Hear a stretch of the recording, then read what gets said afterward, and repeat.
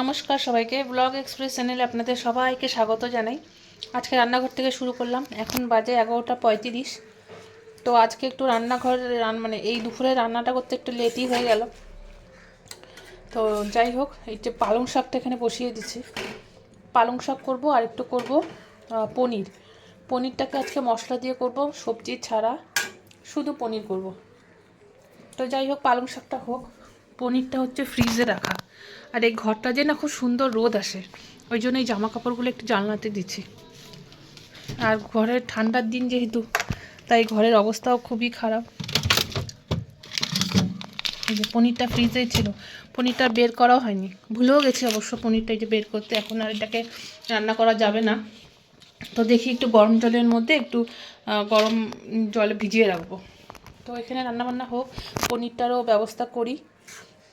আজকে অনেকটাই লেট হয়ে গেল। আজকে মানে 11:30টার মধ্যে আমার একটা রান্না তো হয়ে যাওয়া উচিতই ছিল। যাই হোক, এক আধ দিন হয়।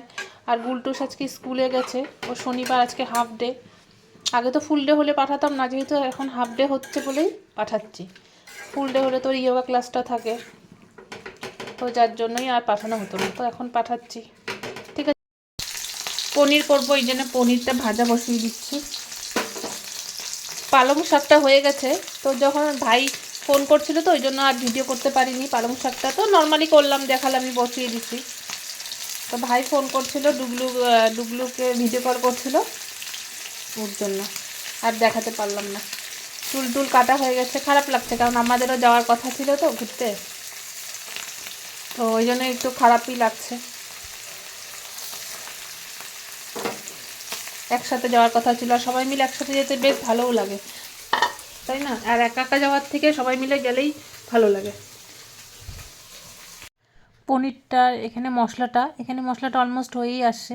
এখন এর মধ্যে এখনও পনিরটা দিইনি। আর এদিকে শাকটা তো হয়েই গেছে। আর এই যে পনিরটা হালকা করে ভেজে রাখছি, এটার মধ্যে হলুদ দিইনি আজকে পনিরটা ভাজার সময়। এদিকে ভাতের জন্য চালটা ভিজিয়েই রাখছি। তো পনিরটা দিয়ে কিছুক্ষণ নাড়িয়ে চাড়িয়ে নামিয়ে দেবো।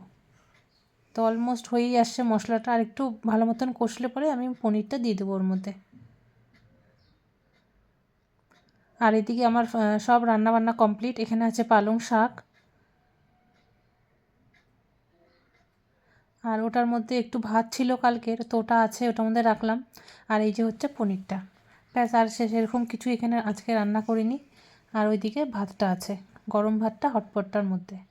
আর এইদিকে গুলটুসের আর্টের হোমওয়ার্ক আছে, তো আর্টের হোমওয়ার্কটাও স্কুল থেকে এসে করতে বসছে। 7:10 বাজে এখন। শুভ সন্ধ্যাও না ঠিক, ওই রাত হয়ে গেছে অনেক। যে বুলটুসের ইয়োগা ক্লাসেও ইয়োগা থেকে নিয়ে আসলাম, প্লাস একটা কাজ ছিল, ওটাও করে আসলাম।